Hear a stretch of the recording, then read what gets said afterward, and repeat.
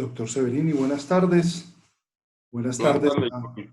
Buenas tardes a todos los invitados a la sala. Sean bienvenidos al primer curso online básico de fijación externa.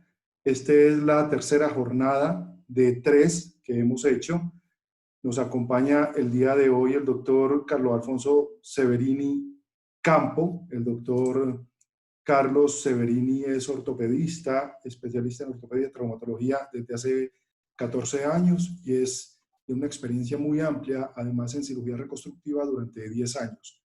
Actualmente es el presidente de la ATON, de la Asociación de Traumatología y Ortopedia del Atlántico, y es coordinador de la Clínica Misericordia en la ciudad de Barranquilla. Además, trabaja en varias instituciones de la ciudad de Barranquilla. Bienvenido, doctor Severini. Es un honor tenerlo nuevamente en sala. Le quiero contar a todos los asistentes que por razones de seguridad en esta época de pandemia, el doctor Severini el día de hoy nos va a hacer una muy excelente charla, como lo ha venido haciendo cada una de estas 2 semanas atrás. La diferencia es que hoy no podremos tener el taller al final de la presentación por razones de seguridad eh, con el tema del COVID. Algunos de nuestros personal de almacén está afectado, están en cuarentena, están aislados y por seguridad de la familia del doctor, la familia y por supuesto del doctor, pues no nos acompaña desde la oficina, sino desde la casa y obviamente en la casa no va a tener material directamente que salga de nuestro almacén por obvias razones. Les pido nuevamente a cada uno de ustedes que se pueden renombrar porque entraron con mi usuario, pueden cambiarse su nombre dándole clic, lo pueden ir a medida que vamos avanzando en la presentación, dándole clic derecho en la pestaña del nombre y van renombrándose con el nombre real. Mil gracias, doctor Severini, bienvenido. Buena tarde para usted. Desde Medellín, un cordial saludo para usted y para todos los asistentes de la sala. Nos acompañan tanto cirujanos especialistas como grupo de instrumentadores quirúrgicos y personal médico y paramédico en general, incluido personal administrativo de algunas clínicas. Les pido entonces, por favor, que cerremos cámara y micrófono para que no congestionemos la red y el doctor Severini poder dar comienzo a la charla. Bienvenido, doctor Severini. Gracias, Giovanni. Nuevamente a todos, muchísimas gracias por ingresar a la última de las sesiones de nuestro primer curso online de fijación externa. Como lo decía Giovanni, en esta ocasión teníamos planificado para concluir hacer unos talleres de cómo corregir o cómo hacer correcciones mediante fijación externa, circular y lineal. Esto implica que necesitábamos personal quirúrgico entrenado, instrumentadores quirúrgicos que nos colaboraran. Los que entraron la vez pasada se dieron cuenta que me trasladé de la oficina a mi casa y me ayudó mi hija, pero para esta sesión sí necesitaba bastante material y era eh, bastante dispendioso hacerlo. Estamos todos quedándonos en casa y vamos a intentar que ustedes hoy aprendan o repasen, recuerden algo acerca de la alineación normal de miembros inferiores. Vamos a colocar los micrófonos en silencio. Yo también voy a mantener mi pantalla en silencio. Y al final podemos hacer preguntas y trataremos de resolver todas las dudas que tengamos. En cualquier momento pueden levantar la mano y vamos analizando los interrogantes que tengan. La liberación ósea normal y la obtención de radiografías es uno de los pasos fundamentales para aquellos que algún día decidimos estudiar ortopedia. Todos sabemos y vemos el símbolo que tiene nuestra especialidad, que es un árbol que estaba torcido y decidieron colocarle una estaca para que esa estaca lo ayudara a enderezarse. Eso es lo que hacemos nosotros en ortopedia, tratar de corregir esas deformidades, pero para poder corregirlas tenemos que saber cuándo algo está no alineado. Actualmente tenemos un proyecto muy interesante que es el Centro Internacional de Reconstrucción de Miembros Inferiores, CIRED. Junto con unos amigos lo estamos desarrollando, y la reconstrucción también incluye el tratar de alinear aquellas miembros que por una u otra razón han sufrido lesiones que dejaron secuelas en cada una de las personas. Desde 1975, o quizás desde antes, se comenzó a instaurar un término en el cual todas las personas del mundo tenían unos 6 grados de valgo, siempre y cuando se le hiciera una radiografía con rodillas extendidas y se le lograba medir lo que se le llamaría su eje mecánico. Y este eje mecánico permitiría determinar qué tanta energía, qué tanta carga viajaba por los miembros inferiores y lo hacía de forma correcta. Este eje mecánico es aquel que se mide desde el punto o el centro de la cabeza del fémur, pasa por el centro de la rodilla y llega hasta el centro del tobillo. Normalmente todas las personas tenemos unos 6 grados de valgo, y a esta línea o eje de carga se llama el eje mecánico. Nosotros a lo largo de la historia hemos conocido diferentes patologías que alteran este eje mecánico y hemos tratado de darle solución. Es nuestro deber ahora saber cómo se altera y cómo podemos corregirlo. La desviación del eje mecánico principalmente lo llamaremos de dos formas: desviación en varo y desviación en valgo. Teniendo en cuenta que el eje mecánico es aquel que va desde el centro de la cabeza hasta el centro del tobillo y pasa hipotéticamente por el centro de la rodilla, dado que no es en el centro exacto, sino unos 3 milímetros medial, o en algunos casos unos 3 milímetros lateral. Cuando el eje mecánico pasa medial a la zona articular de la rodilla, se llamará desviación en varo. Y cuando el eje mecánico pasa lateral a la zona articular de la rodilla, se llamará desviación en valgo. Esto es lo común que ya todos sabemos.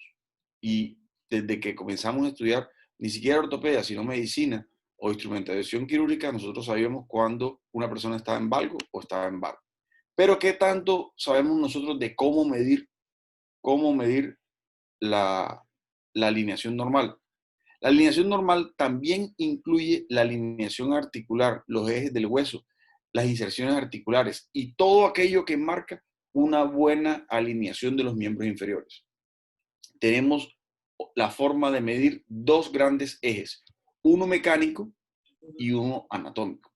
El eje mecánico fue aquel que les mencioné, y el eje anatómico es el eje centrodiaficiario de los huesos largos.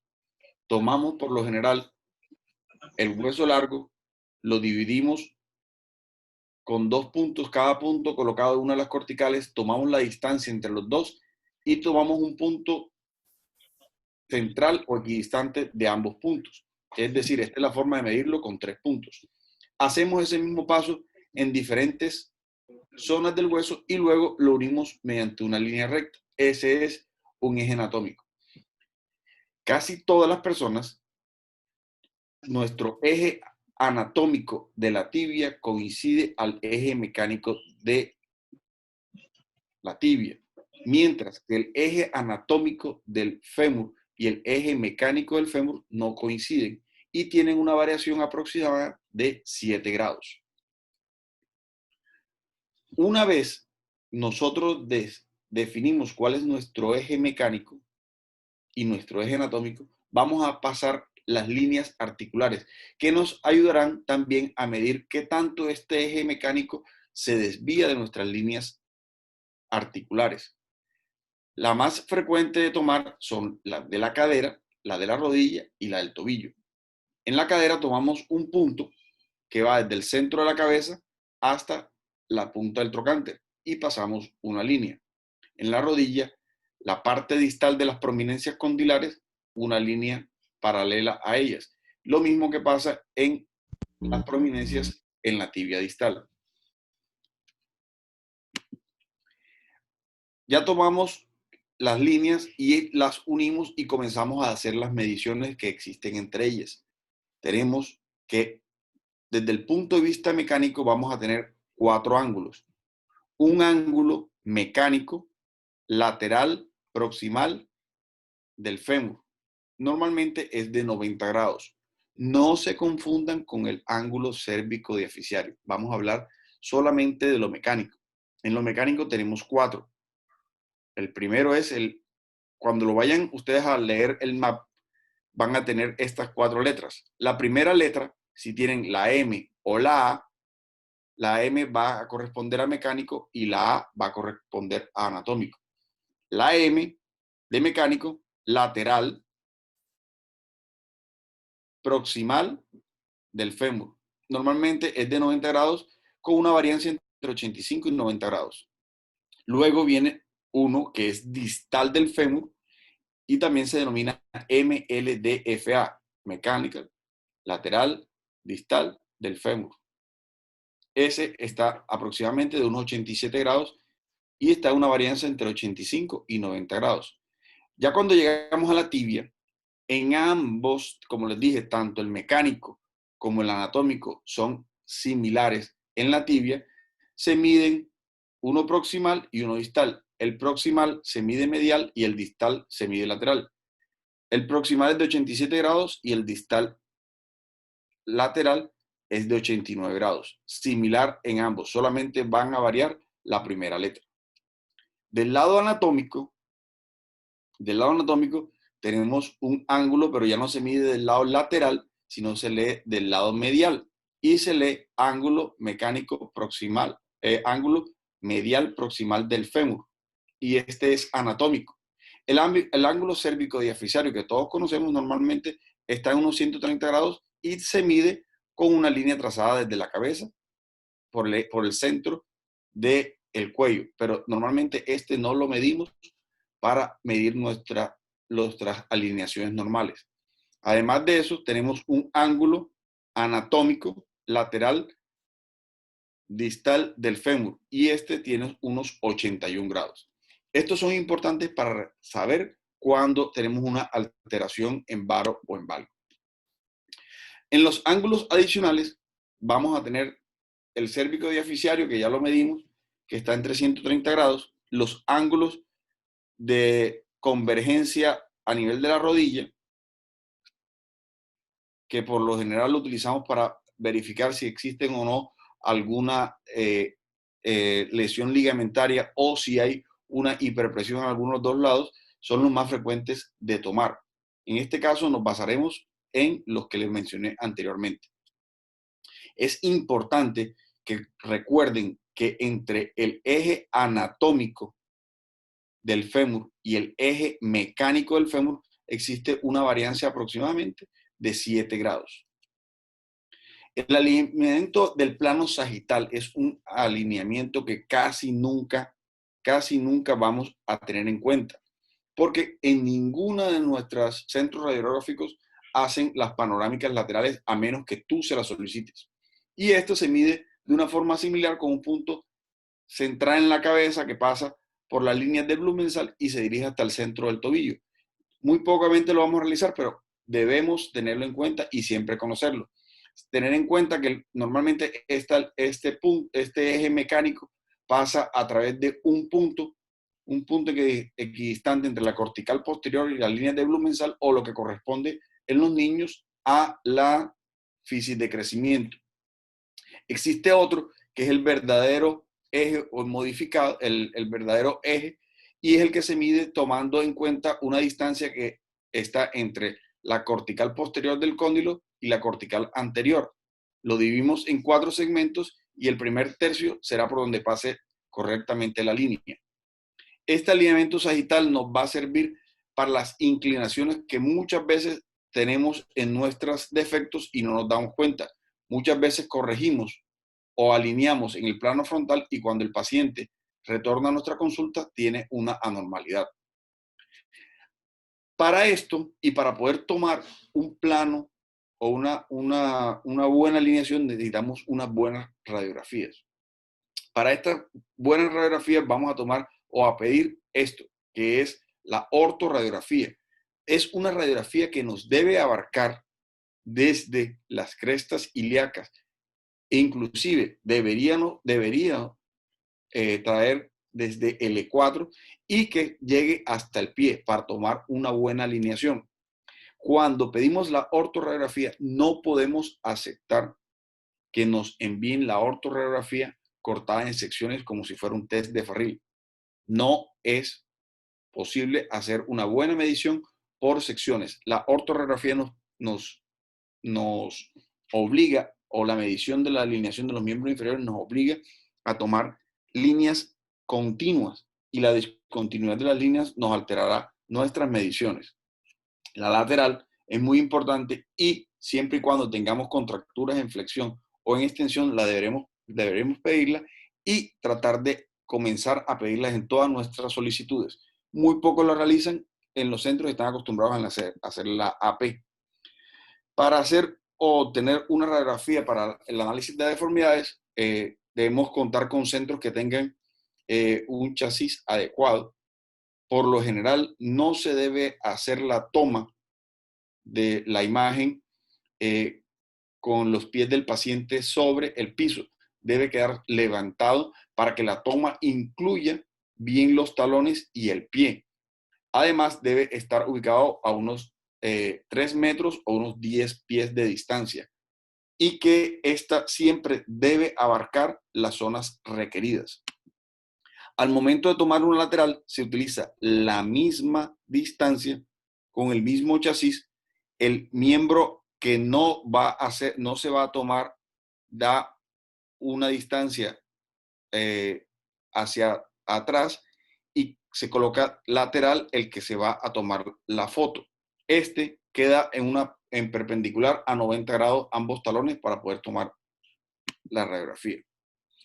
En cuanto a otras radiografías que necesitaremos, sería bueno siempre tener una radiografía de tobillo, una P de mortaja, una mortaja lateral, la radiografía de pie, la radiografía de cadera. Recuerden que la panorámica es una radiografía hecha a 3 metros de distancia y por más zoom que le demos, no muchas veces podemos ver si el paciente tiene lesiones condrales, artrosis o deformidades articulares que no logremos ver de una forma adecuada. Que debemos recordar, la angulación normal es necesaria, o saber, la angulación normal es necesaria para poder corregir las deformidades. No podemos corregir deformidades sin saber hasta dónde la queremos corregir. Siempre planear las correcciones con una imagenología adecuada y un chequeo, una lista de chequeo de las posibles consecuencias durante el procedimiento quirúrgico.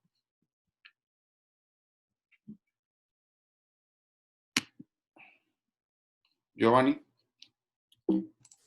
Sí, señor. Ok, voy a continuar con la otra charla.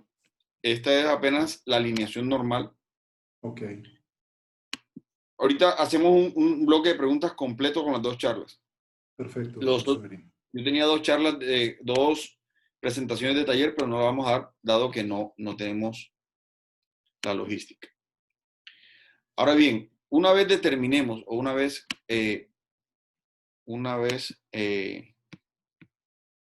estoy compartiendo pantalla en este momento. No, señor. Estamos viendo las cuadrículas de todos los asistentes. Ok, ¿me permite compartir pantalla?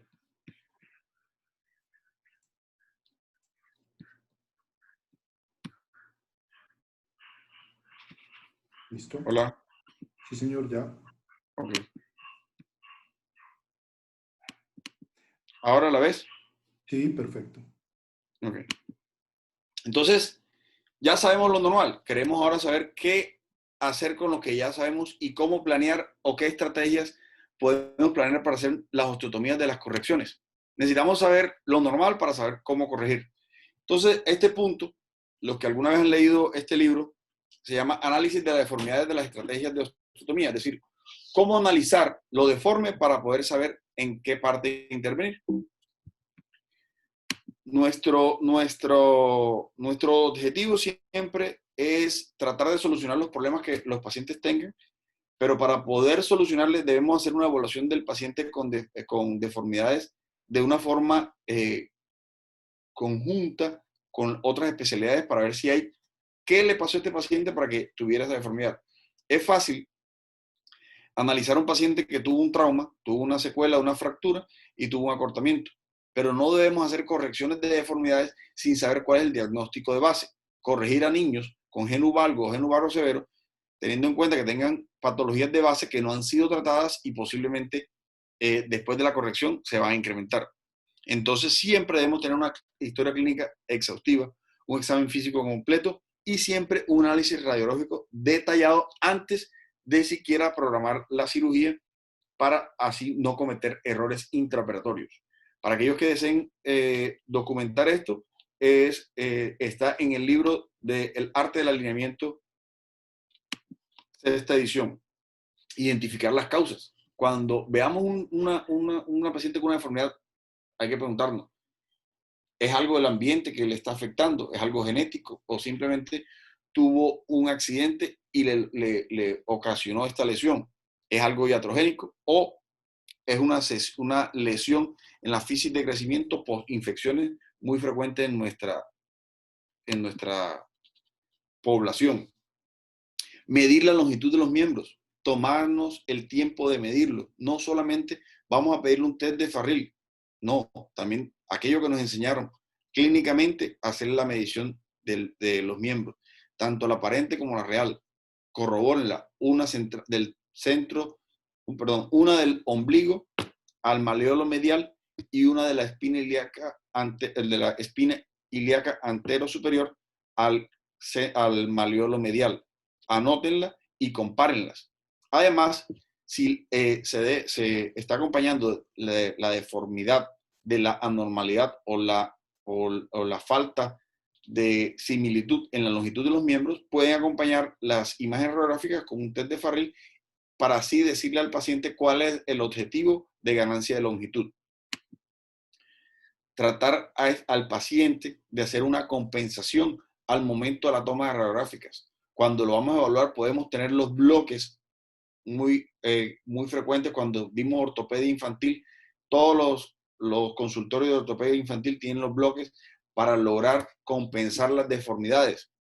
Por lo general, si ustedes lo quieren hacer, pueden hacerlo mandando a hacer láminas de 1 centímetro de madera y le van agregando en el lado afectado al paciente láminas de 1 centímetro hasta que logren compensar la pelvis. Este es el test de bloqueo. Las mediciones clínicas son importantes. Debemos también pedirle a nuestros técnicos de rayos X que cuando vayan a realizar la ortorradiografía, tomarle una placa con un test de bloqueo, que ellos tengan la posibilidad de compensar la angulación o el balance pélvico para que tome una buena radiografía y nos ayude al momento del planeamiento quirúrgico. Una vez tengamos una buena radiografía, ya sabemos cuál es el origen del paciente, ya le tratamos las patologías de base y toda la atención integral del paciente, ahora sí, nos vamos a lo que nos gusta, a qué vamos a hacer con la radiografía y cómo vamos a planear la osteotomía que le vamos a hacer. Entonces vamos a tener esto, el MAP y el ABC. Basado en esto vamos a lograr trabajarle al paciente todas las deformidades en cuanto a alineación de miembros inferiores. El MAP se refiere a la medición de la desviación del eje mecánico, el análisis de los ángulos articulares y identificar cuál es el hueso afectado. Y el ABC se refiere a identificar en dónde está la deformidad, planear la osteotomía y realizar la corrección. Ahora vamos a ir viendo paso por paso cómo se hace el MAP y el ABC.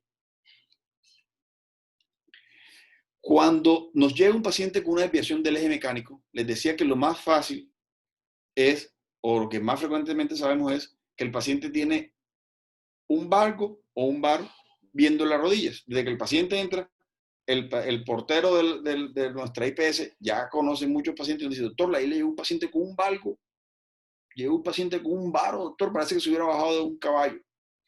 Y todos alguna vez hemos visto estas deformidades y ya sabemos que cuando el paciente tiene la rodilla va hacia afuera, es un varo, y cuando la rodilla va hacia adentro, es un valgo. Pero para cuestiones de imagenología, nosotros no lo medimos solamente por la rodilla, lo medimos es por el eje mecánico. ¿Hay una deformidad? Sí. ¿En qué segmento de los miembros inferiores está la normalidad? ¿Dónde está el vértice de esa deformidad y en dónde lo debemos atacar? ¿Y cuál es la magnitud y la dirección a la cual la vamos a corregir? Siempre debemos tratar de definir cuál es el hueso al cual vamos a corregir. Muchos nos enseñaron durante nuestra carrera que cuando teníamos un paciente con una deformidad en varo, entonces si tiene un varo hay que hacerle una osteotomía en el fémur, y si tiene un valgo vamos a hacer una osteotomía en la tibia. Algo así le decían a uno, pero no, ya eso definitivamente tienen que borrarlo. Nosotros tenemos que hacer la corrección en donde esté la deformidad y cuantas sean necesarias. Ahora bien, primero, análisis. Bueno, vamos a ver, repasemos el MAT. Entonces, el MAT es, primero, medir. ¿Cómo medimos? Haciéndole la medición del eje mecánico. Tomamos el centro de la cabeza.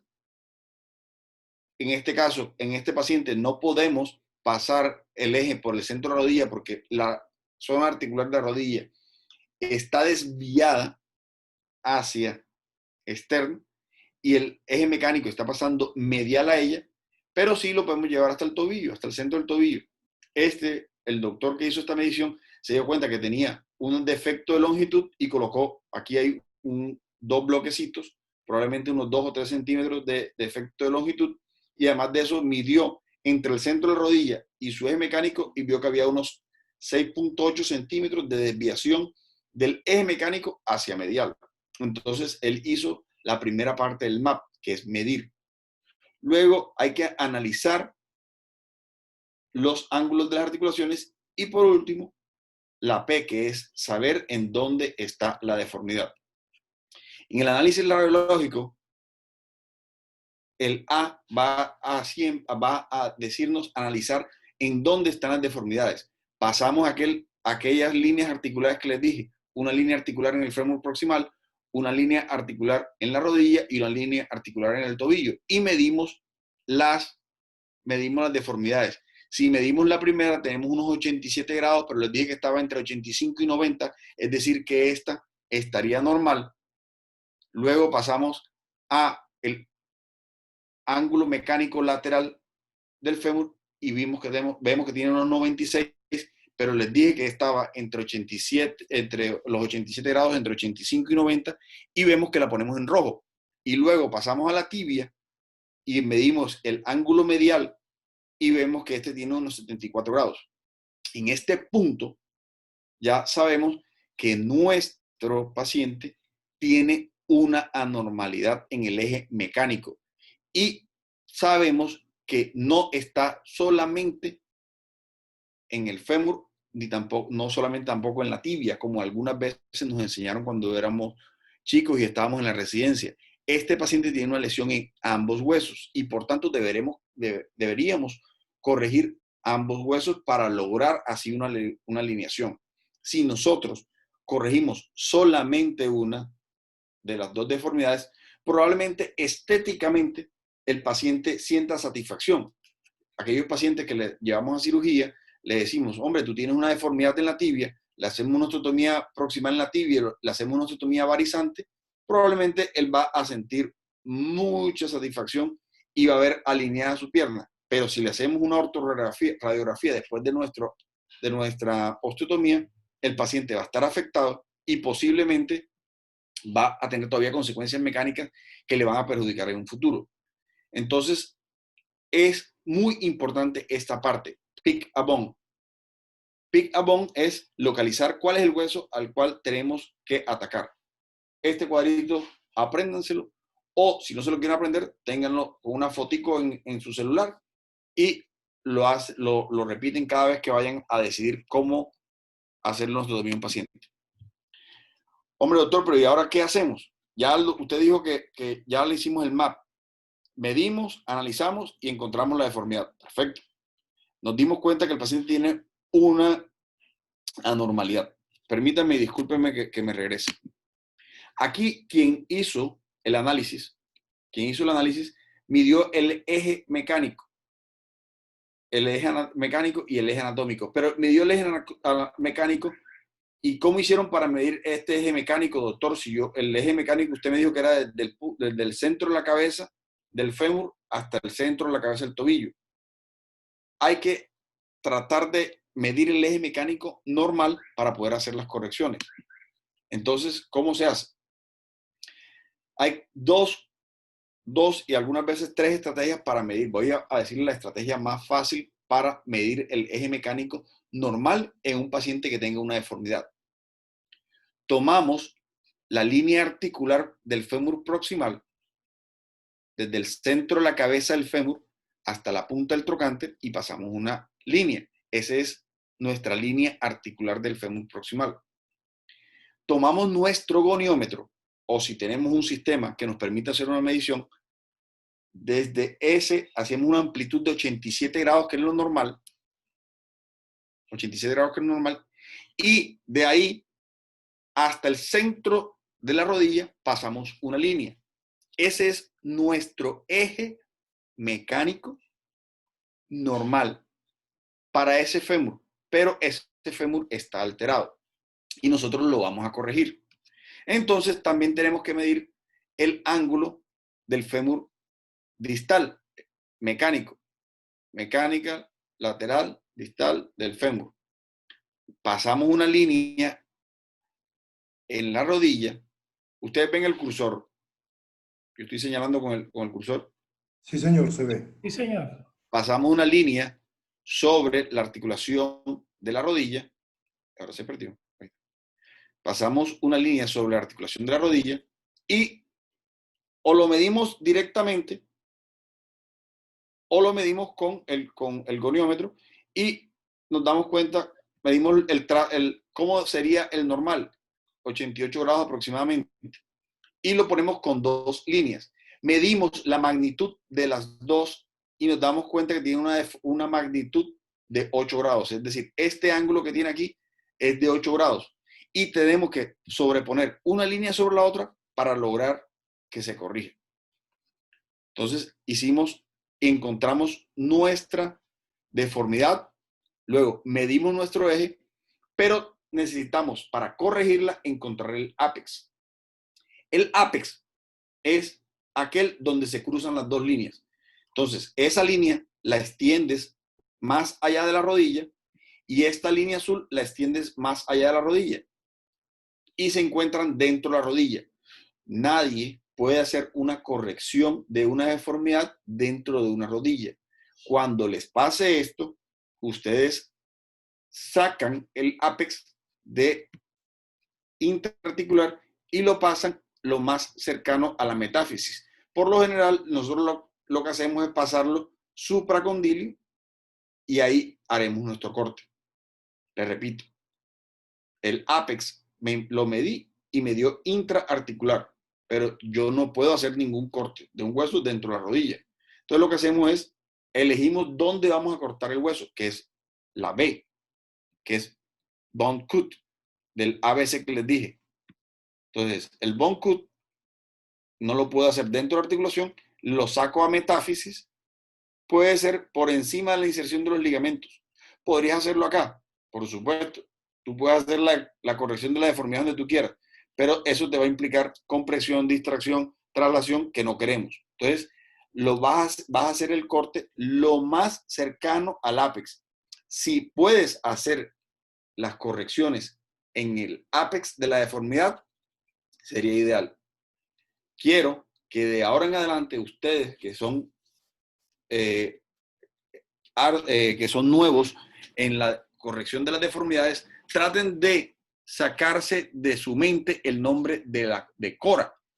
Por mucho tiempo nos metieron la idea del Cora, que es el centro de la angulación. El Cora como dice un amigo, el doctor Sergio Noza, que si tú te metes en Google y colocas Cora, te salen unas tiendas de ropa íntima en Estados Unidos y no sale exactamente el centro de angulación. Entonces, el nombre que ustedes le deben dar al punto de la deformidad es apex de la deformidad. Repasamos. Medimos nuestra deformidad, el MAT, identificamos el hueso, que era el fémur y la tibia. Nuevamente medimos el eje mecánico y con el eje mecánico decidimos o encontramos el apex de la deformidad. Encontramos que tenía una amplitud igual, mayor o igual a 8 grados y que el apex de la deformidad estaba dentro de la rodilla. Elegimos en dónde íbamos a cortar el hueso, que es el B. Dijimos que tendría que ser en el ápex, pero queda dentro de la rodilla, entonces lo pasamos a la parte proximal más cercana, por lo general tratar de hacerla por encima de inserciones ligamentarias, y luego pasamos a la C, que es la corrección. La corrección es el punto que nosotros por lo general tenemos más difícil. ¿Cómo hacemos la corrección? Este taller o esta charla no se trata de decirles a ustedes que lo hagan con fijadores externos o lo hagan con placa o lo hagan con clavo. No vamos a hablar de método, vamos a hablar de cómo hacerlo. Una vez elegido el A, que era el ápex, y luego el corte, que era el B, vamos a pasar al C. Pero si tú mides el ángulo que nos dio 8 grados, también puedes analizar que entre la línea roja y la línea azul, tú puedes hacer una medición y esa medición al autor le dio 7 milímetros. Significa que una vez hagas el corte con cualquiera de los métodos que utilices, vas a tener unos 7 milímetros de translación y eso tú se lo tienes que transmitir a tu paciente. Le vas a decir, yo te voy a dejar trasladado 7 milímetros el hueso para poder dejarlo correctamente. Y eso es lo que muchos nos pasa cuando estamos dentro de cirugía y hacemos un corte para colocar una placa y tratamos de que en la radiografía quede bien bonita sin traslación y resulta que estamos afectando nuestro cálculo que hicimos inicialmente. Doctor, ¿y por qué si hicimos un buen planeamiento se nos traslada 7 milímetros? Se nos traslada 7 milímetros por el simple hecho de que nuestro ápex era interarticular y nos tocó trasladarlo hacia arriba. Y entre más arriba lo traslades, más va a ser tu traslación. ¿Me hago entender? No, ahorita me preguntan, perdón, no sé que no puedes responder. Entonces, si este ápex, este corte yo lo hubiera hecho a nivel del ápex, probablemente no existiría traslación. Pero a medida que yo subo mi bone cut o me alejo mi bone cut del ápex, va aumentando la distancia que hay entre las dos líneas y por tanto aumentará la translación. Entonces, todos aquellos cortes que se hagan por encima del ápex producirán translación. En el caso del autor, el autor utiliza este chinche, el toneback. El toneback es porque ellos lo calculan es con un programa que se llama Bone Ninja. El toneback es el punto con el cual se hace la translación. Pero ustedes cuando lo hagan en papel también sirve. Ahí colocan el chinche o colocas tu dedo y es de donde va a girar el segmento que vas a corregir. Entonces, si ustedes se dan cuenta, él hace el corte transverso, coloca el toneback o el dedo aquí en el ápex y gira tratando de llevar la línea azul que ya teníamos marcada acá a la línea roja, superponerla. Y eso debería corregir y quedar en 88 grados. Doctor, pero así de sencillo. Yo leí otra cosa. Claro, está la parte no tan sencilla que es esta. Y en la cual es medir el ángulo obtuso que hay entre las dos líneas, que en este caso es 162 la amplitud entre ambas líneas, es de 172, trazar un ángulo obtuso, que en este caso sería 86 grados, y en el centro sería el ángulo en el cual nosotros lo rotaríamos. Ahorita en las preguntas sé que nos lo van a preguntar y ahorita lo explicamos de una forma más pausada. Entonces, si nosotros hacemos la corrección correctamente y alineamos nuestro eje mecánico de forma adecuada, vamos a tener traslación. Nuestra radiografía se nos va a presentar de esta forma y tenemos que decirle al paciente que él va a quedar de esta forma. Ténganlo por seguro que si a usted le queda una radiografía diferente a esta, es porque simplemente hicieron una corrección estética de la radiografía para que el paciente tuviera una satisfacción, pero mecánicamente le estás mandando el eje mecánico por otro lado y probablemente va a haber un desgaste articular aumentado en alguno de los dos componentes. El ABC de la tibia, doctor, y el MAP, ¿no? Y al MAP no tenemos que regresarlo porque el MAP ya lo hicimos al principio. El MAP nos identificó que teníamos un daño tanto en el fémur como en la tibia. Es muy difícil hacer coincidir tanto el eje mecánico y el eje anatómico en estas deformidades en ambos huesos. El autor nos las puso complicadas y nos puso deformidad tanto en la fémur como en la tibia, pero por lo general nos consultan pacientes con deformidad o en el hueso, o en el fémur o en la tibia. Aquí en la tibia es un poquito más fácil. Recordamos que el eje mecánico de la tibia y el eje anatómico son los mismos. Entonces, aquel eje mecánico que habíamos medido en el fémur proximal, extendemos la línea hacia abajo y ya tenemos el eje mecánico de la tibia y simplemente lo que vamos a hacer es tratar de mover la línea roja hacia el azul y con eso deberíamos compensar. Suena fácil, pero no es así. Si tú haces eso, probablemente cuando tú termines tu osteotomía, el tobillo del paciente va a estar ubicado por acá y con una deformidad mucho mayor. No es así que se hace. Hacemos lo mismo. La línea roja, vamos a magnificarlo acá, el cuadro de la derecha. La línea roja la extendemos hacia proximal y la línea azul la bajamos hacia distal. Y en el punto en que se entrecruzan encontramos el ápex. Entonces comenzamos otra vez el ABC. Y el ápex de nuestra deformidad se ubicó intraarticular otra vez en la rodilla. Nuevamente, el bone cut lo pasamos a la parte proximal, a ese lo más cercano posible. Entre más alejemos el bone cut del ápex, mayor traslación tendremos. En este caso, si se dan cuenta, al autor decidió... Se le corta el sonido, doctor Severini. Dice, podría hacerlo más proximal. Ok. Se le cortaba el sonido en este último párrafo que acabo de mencionar, doctor. Ok. Entonces, repito, el autor eligió el bone cut a este nivel, lo que le dio unos 16 milímetros.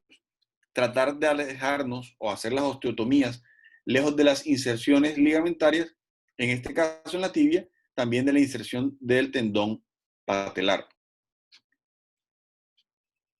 En la osteotomía en la tibia, el bone cut hacemos lo mismo. Tomamos la elección y decimos que para corregir nuestra deformidad tendríamos que corregir este ángulo, que son 14 grados. Elegimos el bone cut y hacemos la corrección. ¿Dónde colocamos el punto de rotación? Con el turn back elegimos en dónde colocarlo. Y dependiendo en dónde lo coloquemos, así habrá traslación. Nosotros trataremos siempre de hacerlo de esta forma, neutrales. Neutrales para evitar que existan traslaciones muy grandes y que el paciente no se sienta tampoco en disconfort. Ahora bien, el turn back, si lo colocamos muy cerca, si nosotros hacemos una corrección de la deformidad con una osteotomía abierta, vamos a encontrar una traslación bastante grande y tendremos que explicarle al paciente por qué el hueso le quedó de esa forma y explicarle que quedó de esa forma y nosotros podemos remediarlo intraquirúrgicamente. Algunos lo hacen con osteotomías de este piquito o rellenan esto con hueso. todo dependerá en qué forma lo podamos corregir. Pero la forma más fácil es hacerle una osteotomía cupuliforme y hacerle una traslación sin que sin que haya tanta traslación.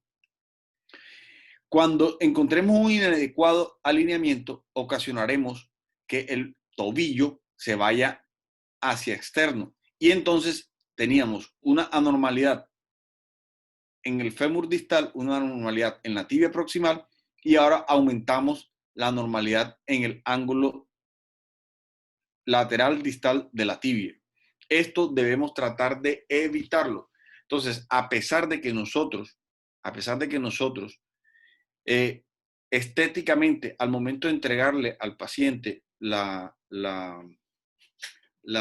resultados, veamos traslaciones, las traslaciones a veces son necesarias para lograr una buena alineación y debemos explicarlo a ese paciente. Es mejor entregarle una radiografía al paciente con traslaciones, pero con un alineamiento adecuado, que entregarle una deformidad que no tenía en el tobillo.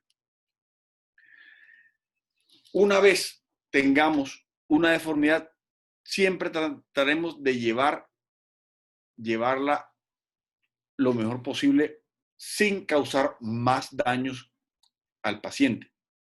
Para repasar, siempre trataremos de plantear las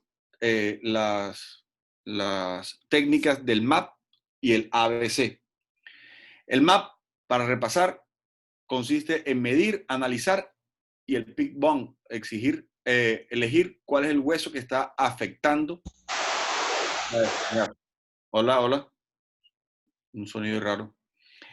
Luego, realizar el ABC en el hueso que necesite la intervención y hacer o elegir la osteotomía y el método de fijación con el cual estemos familiarizados. En este caso, el autor hizo un map, encontró que había una anormalidad tanto en el ángulo medial del fémur distal, perdón, de 96 grados, y también había una anormalidad en el ángulo tibial proximal mecánico de unos 74 grados. Entonces, pick a bone, el fémur y tibia. Decidió que había que operarlo tanto el fémur como la tibia.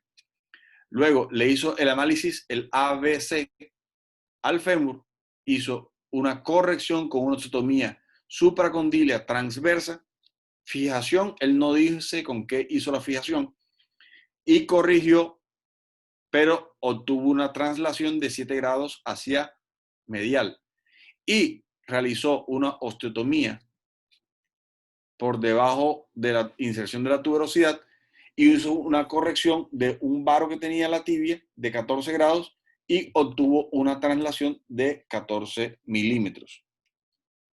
Siempre planear las intervenciones, formular una estrategia quirúrgica, seguir las reglas del MAPS, el ABC. El toneback siempre es el nivel en cual tú debes hacer la corrección de la deformidad y hacia dónde eliges. Y hacer un corte tan cerca como sea posible del apex nos disminuirá la posibilidad de las traslaciones. Quería decirles que muchas gracias a ustedes nuevamente por conectarse. Para mí o para muchos de nosotros esta semana ha sido una semana bastante difícil. Hace 3 meses, gracias a la familia de Todo Ortopédico, comenzamos esta labor y tratamos de que ustedes lograran tener más cercano la posibilidad de analizar o de aprender cómo es la forma correcta de hacer correcciones con fijadores externos o el trauma con la fijación externa.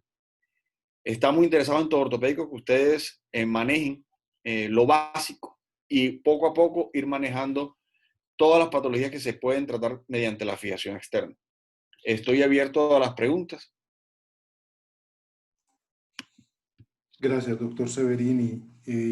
Importantísimo lo que nos acaba de compartir. Están en este momento escribiendo y le pido a algunos, pueden levantar la mano y hacer las preguntas en directo al doctor Severini, aprovechando que puede cada uno de ustedes abrir los micrófonos. Tenemos 97 asistentes. Doctor Severini, usted decía que cuando el ápex da intraarticular en el caso de la rodilla, se traslada hacia la parte más proximal o supracondilio y sería ideal y se alcanza a tener una traslación más o menos de 6, 7, 8 grados dependiendo de la altura del punto de corte del hueso. ¿Cómo corrige usted luego esa variación en la traslación? No se corrige. ¿Ese sería margen de error o cómo lo maneja, profe? Eso no es margen de error. La traslación es esperada. La traslación, nosotros cuando ya hicimos el planeamiento o el análisis de la corrección de la deformidad, sabemos que si tú sacas tu punto o el bone cut del ápex, va a haber traslación.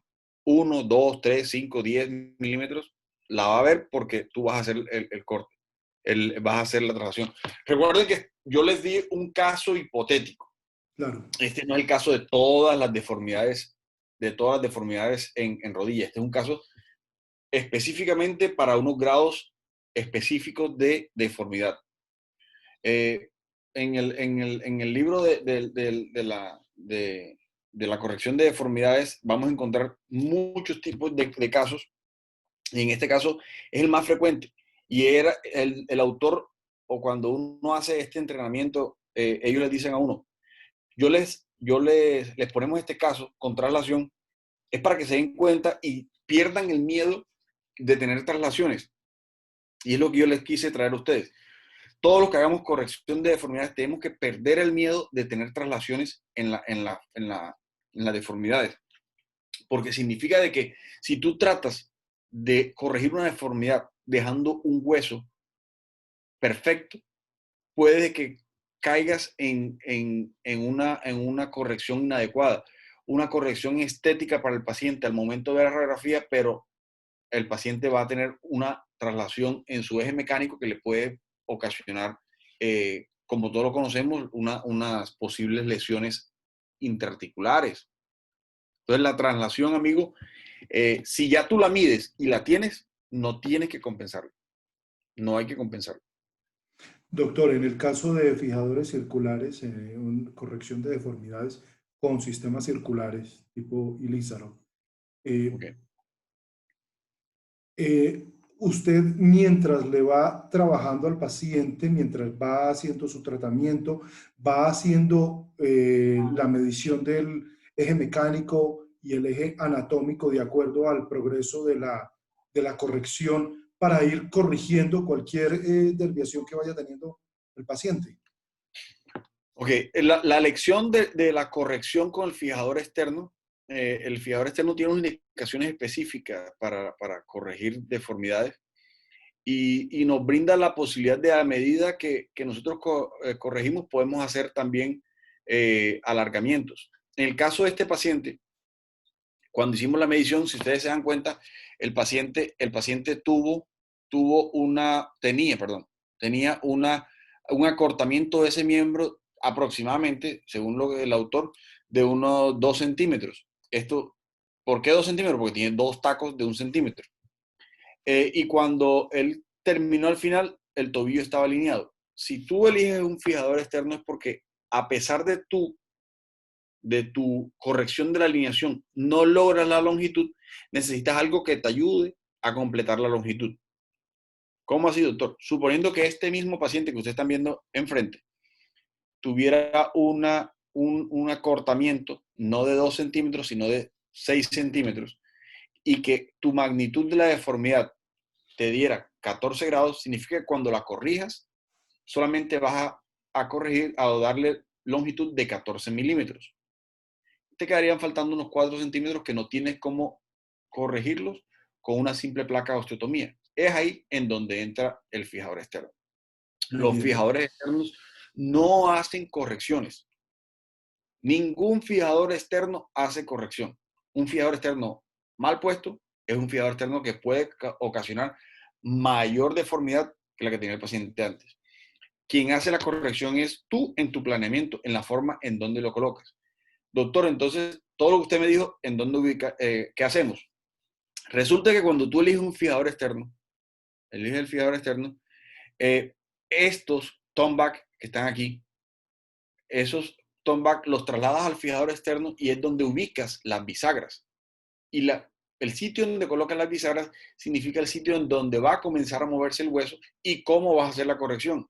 Y tú, claro que el fijador, como tú lo eliges, es para ir haciendo una corrección progresiva, puedes ir analizando a medida que vayas haciendo la corrección cómo se está comportando el hueso. Y puedes ir viendo tu progresión o tu corrección a través de ortoradiografías y tus mediciones radiográficas durante el periodo de corrección. Ahora bien, en la actualidad tenemos unos fijadores externos que son aquellos sistemas de Hexapod, que ya no es solamente una sola casa, hay muchas casas que tienen este tipo de sistema, que la corrección de todo esto que hicimos la hace un sistema. Ese sistema es fabuloso. Ese sistema es, como dice el del libro, para dummies. Eso es corrección para dummies. Porque tú simplemente le metes los datos a un sistema y él te dice cómo irlo corrigiendo. Pero nuestra población con unos niveles educativos no muy grandes, son difíciles de corregir con sistemas Hexapod, en los cuales vas a necesitar un paciente con muy buen entrenamiento para corregir. Entonces, para tú iniciar a hacer correcciones, utiliza esto, tu goniómetro o las mediciones con el sistema de tu hospital y con tu planeamiento. ¿Otra Muy bien, pregunta? doctor. Sí, señor. El doctor Marcelino nos pregunta que si puede aclarar y profundizar el concepto de tone back, por favor, cómo se usa en las correcciones del eje de la tibia o del fémur, específicamente el punto tone back, por favor. Lo que pasa es que, doctor Marcelino, el autor utiliza un sistema que se llama el Bone Ninja. Entonces, él le explica a uno todo con su Bone Ninja y esto es un chinche que tú en el sistema lo pones en un sitio específico y ese chinche mantiene esa parte de ahí fija. El tone back significa que esto está fijo. Es un chinche. No sé en mi pueblo le dicen chinche, no sé cómo le dicen aquí en Barranquilla. ¿Cómo le dicen ustedes allá? No, sí, un chinche, un tope, una marcación. Eso. Entonces, eso es simplemente es que esta parte de aquí queda fija y su corte está abajo y esto es lo que se va a mover. A eso es lo que se refiere, doctor Marcelino. Ok. Gracias, doctor Severini. Tenemos una pregunta de un usuario que entró con mi nombre, por lo que ya habíamos explicado, y dice, ¿por qué cambiar los conceptos de Cora a Apex, teniendo en cuenta que los conceptos del Cora son muy bien formulados y han sido principios muy bien acogidos por todos por especialistas de gran trascendencia en Colombia? Yo no estoy cambiando el concepto del CORA. El concepto del CORA es un concepto que está muy arraigado en la población de cirugía ortopédica. Yo no lo he cambiado. Lo que pasa es que, así como quien lo formula esa pregunta, estudió en una universidad que le enseñaron ciertas escuelas de medición, en donde me enseñaron a mí, me enseñaron con Apex. Yo me entrené en estas correcciones en Baltimore y en Baltimore nos enseñan con el Apex. Entonces, por eso es que yo lo llamo Apex y no Cora. Me confundo ya con el Cora y como ya no lo utilizo, lo saqué de mi vocabulario. Pero si usted desea seguirlo llamando Cora, no hay ningún problema. Lo importante es que sepas que el Cora es en donde está la deformidad o el centro de la deformidad y en dónde lo vas a corregir. A eso me refiero. No hay problema. Bueno, Lo importante no es tanto los nombres, lo importante es saber qué es lo que vas a corregir. Yo le digo a los residentes, bueno, ellos me caen siempre en la jugadita que les digo, no es necesario que se aprendan los ángulos y me hacen caso y no se los aprenden y cuando llega el examen se los pregunto y no se lo saben. Es decisión tuya, esto todo lo puedes tener en un cuadrito con el nombre que tú quieras, lo importante es que sepas qué vas a corregir y no el nombre con que lo nombres. doctor, alguna eh, alguna preferencia que a usted le lleve a elegir para una corrección de una deformidad de miembro inferior, sea fijadores circulares tipo Ilízaro o fijadores lineales? ¿Cuándo elige uno y cuándo elige el otro? Okay. Lo mismo que les he dicho en las dos clases anteriores. La preferencia del fijador circular ante el Ilízaro es la comodidad, tanto para el paciente como para ti. En el caso del Ilízaro, yo lo reservo para aquellos pacientes en los cuales son revisiones, son pacientes que ya vienen con deformidades bastante toreadas o, por así decirlo, ya le han intentado hacer correcciones antes y necesito hacer una corrección en los tres planos y quiero estar seguro de mi corrección. Para ustedes o para quien no tenga la experiencia con el fijador externo, la corrección la pueden hacer con ambos fijadores sin ningún problema. Hoy la idea ahora para el próximo taller que esperamos con todo el equipo de todo ortopédico poderlo hacer en cada ciudad eran con los dos tipos. Era la misma deformidad corregida con un fijador circular y con un fijador lineal. Como tú te sientas bien. O ni siquiera era solamente con fijador, porque mi charla hoy no mencionó fijador, ni placa, ni tornillo, ni clavo. Mi charla hoy mencionó simplemente en dónde corregir y cómo planear esa corrección. El método será específico dependiendo cada una de las patologías. Muy bien, doctor. No tengo más preguntas. Si alguien más desea preguntarle directamente al doctor Severini o transferirme, tenemos un micrófono abierto. Puede preguntar, por favor. Buenas tardes. Sí, buenas tardes. ¿Aló? Sí, Manuel. ¿Qué hubo, Giovanni? Buenas Giovanni, ¿qué tardes. hubo? Dime, buenas Buenas tardes. tardes. Buenas tardes, profesor. Excelente presentación.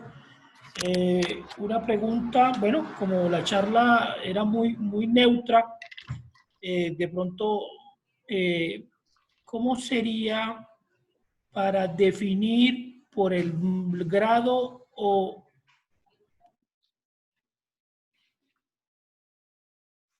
Manuel, se te fue el sonido.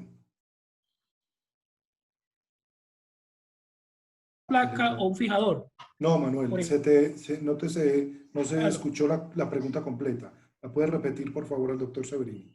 Bueno, sí, yo le entendí lo que quería preguntar. Bueno, las placas, dependiendo del suministro quirúrgico, ellas tienen un límite de corrección. Hay que saber que la placa te corrige normalmente un límite de unos 15 grados de magnitud de deformidad. Es lo que está convencionalmente ellos te traen, es decir, lo que tú puedes corregir con ella.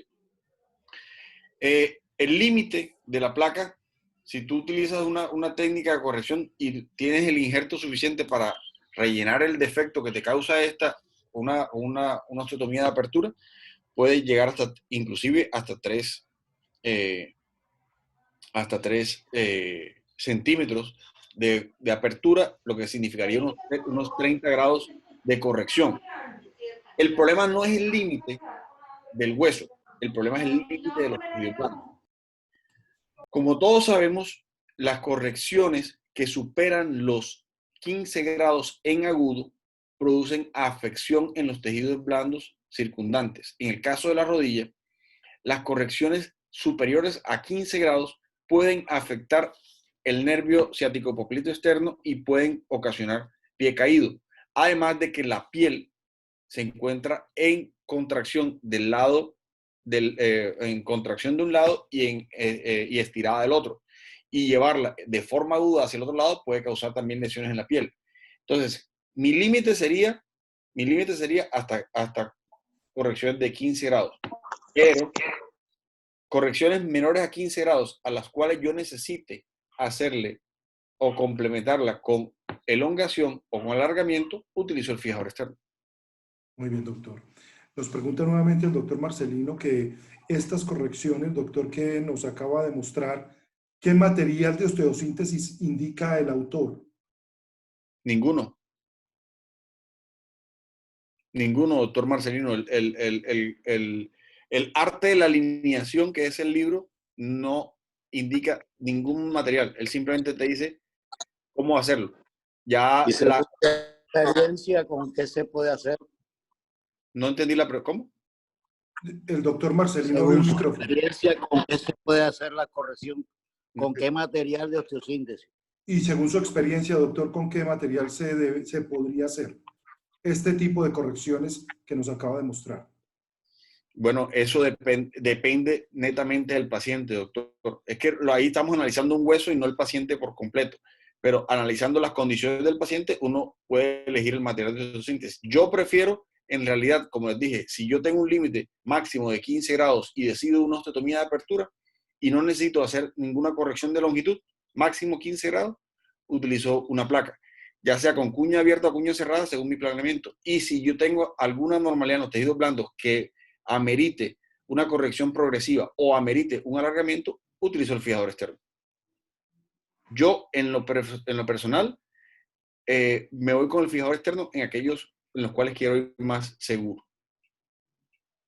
Tenemos muchos casos a los cuales le hacemos osteotomías de apertura que rellenaron con múltiples injertos que no terminan rellenándose.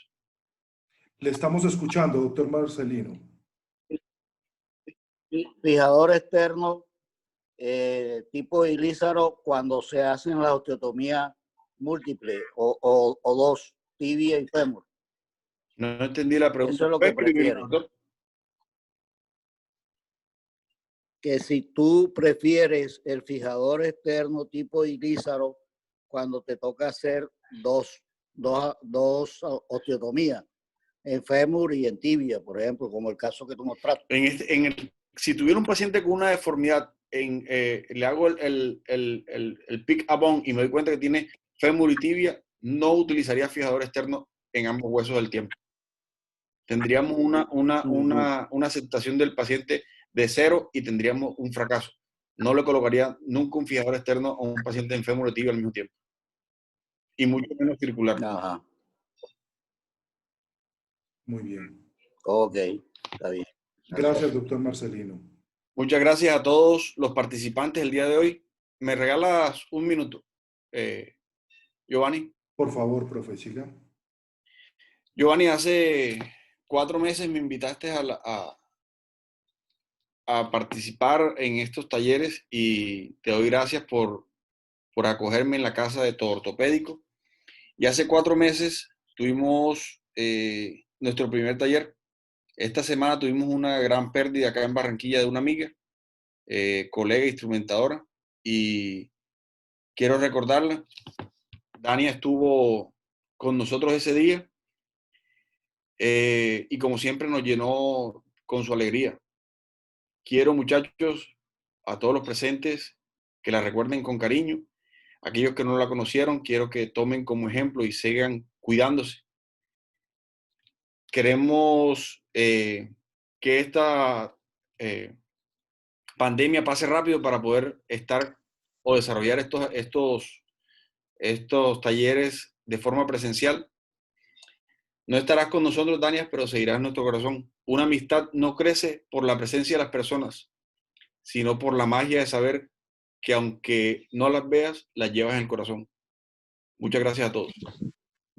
Gracias, doctor Severini. Cerró con la cereza del pastel. Doctor, mil gracias por el homenaje que le hace a tan excelente profesional como fue Dania. Buena amiga, muy elocuente sus palabras, profe, las recibimos de corazón. Quedan aclaradas las dudas.